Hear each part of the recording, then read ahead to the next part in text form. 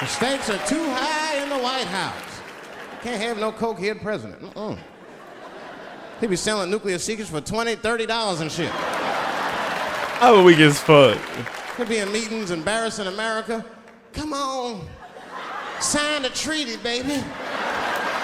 I suck your dick. Like, what the?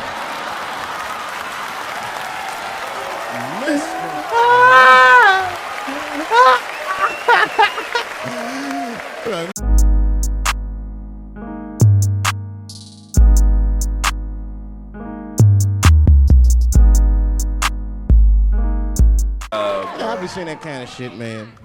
It's what it is. They use the TV to program us from a young age. You ever watch like a cartoon that you used to watch when you were little as an adult? That shit is wild shit. Some wild shit. I mean, like I was with my nephew. We sitting there, we watching Pepe Le Pew, and I say to my nephew, I say, now pay attention to this guy because he's funny. I used to watch him when I was little. And we watched Pepe Le Pew, but I'm old now. I'm looking like, good God, what kind of fucking rapist is this guy? Like, take it easy, Pepe. My nephew was sitting there cracking up. Hee. See, sometimes you gotta take the pussy like Pepe. Like, no. I had to turn the channel real quick. I turned on Sesame Street. I said, oh, whew, Sesame Street. This is much better because now he'll learn how to count and spell. But now I'm watching it as an adult and I realize Sesame Street teaches kids other things. It teaches kids how to judge people and label people. That's right. They got a character on there named Oscar. They treat this guy like shit the entire show. They judge him right in his face. Oscar, you are so mean. Isn't he, kids? Yeah, Oscar. You're a grouch. It's like, bitch, I live in a fucking trash can. I'm the poorest motherfucker on Sesame Street. Nobody's helping me. Then you wonder why your kids grow up and step over homeless people. Get it together, grouch. Get a job, grouch. They don't even tell me how. Bro, you gotta stop, bro. You gotta stop, bro. You gotta stop. You gotta stop, bro. This nigga gotta stop, bro. Oh my gosh. Gotta get to Sesame Street. That is a terrible place. I wouldn't go there if I knew the way. Who would want to live in a neighborhood like that? Fucking 6-foot pigeons walking around. And an elephant that's a junkie. Hi, bird. Yeah, that's right, Snuffy. Hi, bird, I'm sick. I need some smack, bird. The Cookie Monster with his eyes popping out his head, cookie, cookie, cookie, like, ugh. What kind of cookies are you talking about? Chocolate chips don't do that to people. And then they had the nerve to put a pimp on there. They didn't come out and say he's a pimp, but I know a pimp when I see one. They called him the Count. Had a cape and everything. They called the Count. Where is my money? You've been late 4 times, I've been counting. How many times must I smack you before you act right? 1, 2, 2 smacks. How did you come up with that, bro?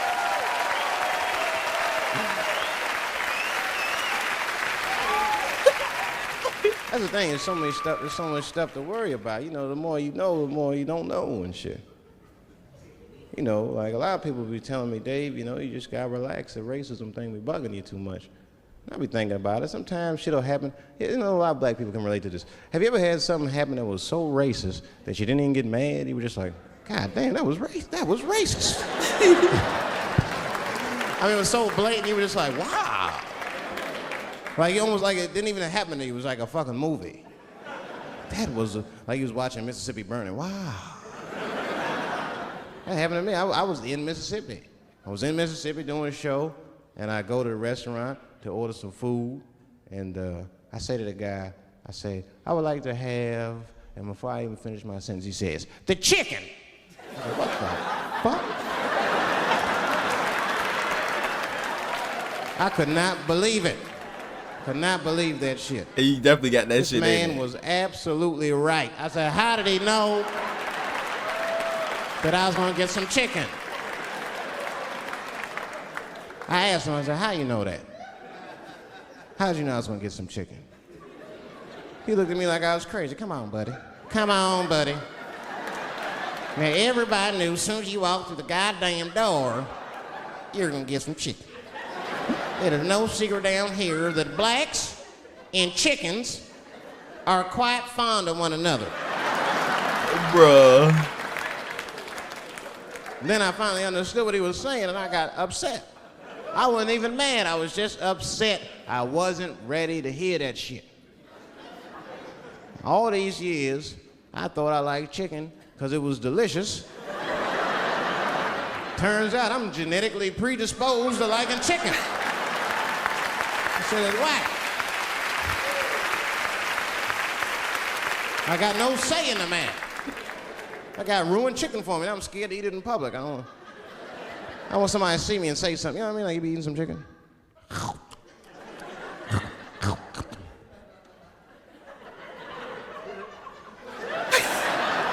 Look at him. He loves it. Just like it said in the encyclopedia. Look how happy he looks.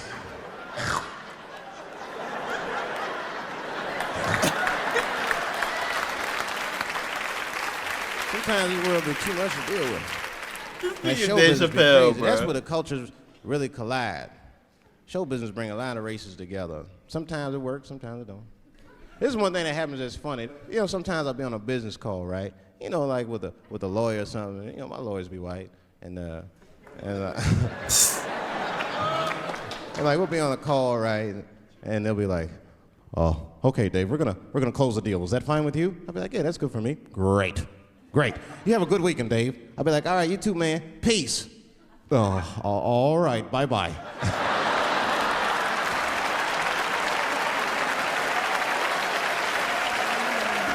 I don't know what to say, right? Oh, God, So they don't know what to say back. sometimes I'll make up shit that's not even slang, just to see how they handle it and shit. It'll be the same business go, "All right, we're gonna close the deal. Is that fine with you, Dave?" "Yeah, sounds good to me." "Great. You have a good weekend, Dave." "All right, buddy. Zip it up and zip it out." Oh. All right. Zippity-doo-dah. Bye-bye.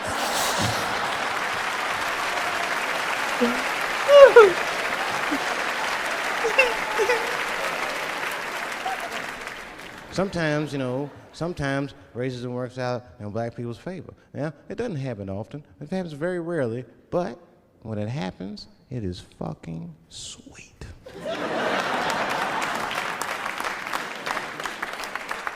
I'm serious. This one time racism saved my life, man. I was on a plane.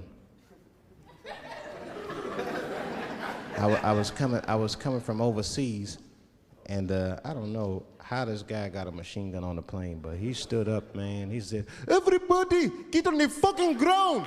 Nobody look at my face." I started freaking out. Because he was Chinese. I was like, why is he talking like that?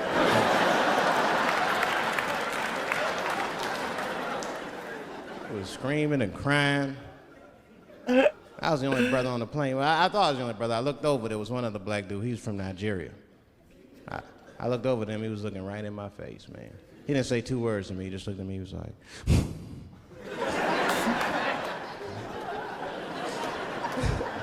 he didn't need to talk, I knew just what he was talking about. I looked right back at him, I was like.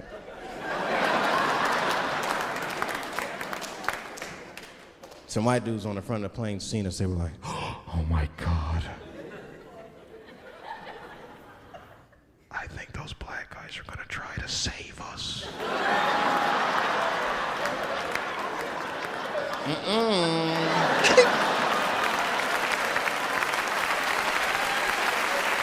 We were just communicating that we understood the situation. We were both seeing the same thing. What we understood was simple. Terrorists don't take black hostages. We're good. That's the truth. I have yet to see one of us on the news reading the hostage letter and shit. They is treating us good. We all chilling and shit. I'd like to give a shout out to Ray Ray and Big Steve and send some Newport.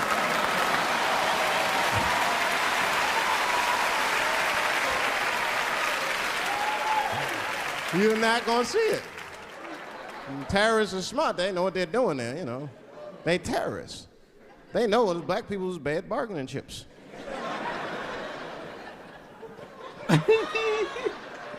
They called the White House. Hello? We have got 5 black... Hello?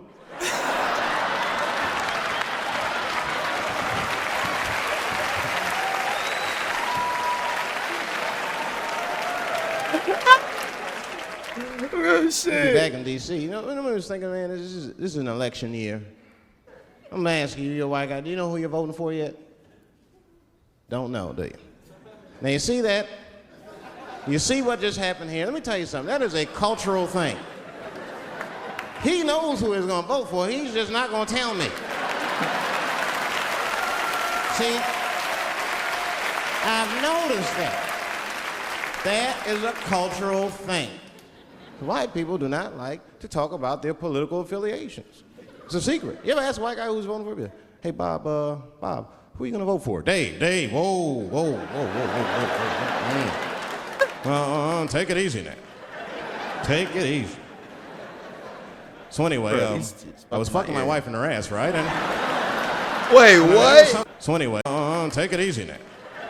Take it easy. So anyway, I was fucking my wife in her ass, right? And I mean, it was something else. Yeah. But who are you voting for? Dave, come on with the voting. I'm trying to tell you about fucking my wife. You're asking me all these personal questions. They don't like to divulge that information because it matters to them. Black people talk about that shit. Black people will openly talk about politics. Black people will openly talk about beating up politicians and shit. If I see George Bush, I'll kick his motherfucking ass for cutting my Medicaid. Okay, go say it. Why would just say it? But there's a reason for that. It matters more for that. It matters more. Black people see, even when I vote, right? Which I don't. But even when I like having my headphones on all day, bro, like I think my ears, like, I don't know what's going on with these. I need to get some different type of headphones. For some reason, like, it just feel like closing in on my ear, bro. I don't know what it is. That shit. Yeah. Like think about like who I would vote for, right? I don't even look at their political policies. I just look at their character. You know what I'm saying now? You gotta read, no, I'm serious. You gotta read between the lines. Like, you know, you look at Clinton, and black people like Clinton, because we've seen him on the campaign. I saw one thing on the campaign trail. He actually just picked a black baby up and kissed him. Come here, you little nigger baby. Mwah, just kiss him. I said, I like that. He did not hesitate or nothing. You see George Bush Jr., he be there, ugh.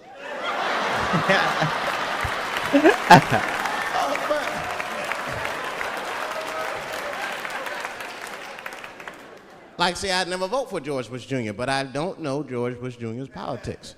The only thing I know about George Bush Jr. is that guy sniffed cocaine. That's right. Now, listen, we cannot have that shit in the White House. That might be fine for a mayor, but goddamn it, not in the White House. Not in the White House. You know what I'm saying? The stakes are too high in the White House. Can't have no cokehead president. He be selling nuclear secrets for $20, $30 and shit. How weak as fuck. He'll be in meetings embarrassing America. Come on, sign the treaty, baby. I suck your dick. Like, what the?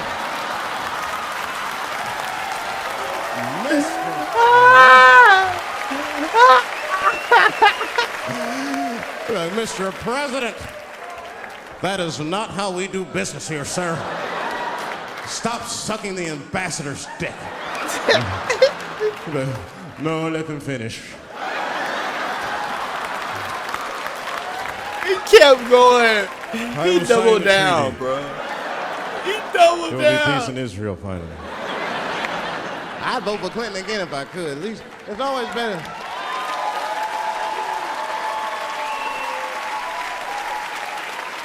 Now again, I'm not looking at his politics. Don't know what his politics are. I'm just looking at his behavior. I understand that kind of behavior. I know a lot of dudes with them shortcomings. Weed smoking fornicators, there's a lot of them. I mean, come on now, let's be honest. Let's be honest. Bill Clinton was not the first president to do what he did. Now, let's think back for a minute. Remember a guy named Kennedy, John F. Kennedy? Remember him? He fucked Marilyn Monroe. Matter of fact, him and his brother Bobby fucked Marilyn Monroe. For real? And history doesn't talk about that much. You know why history doesn't talk about that much? Because those 2 pages in history are stuck together. They was getting it on. They were getting it on. For real? I didn't even know tapes. that. Remember the tape she'd be singing on there? See this party, stressing them out. Happy birthday, Mr. President. Bitch, my family's here.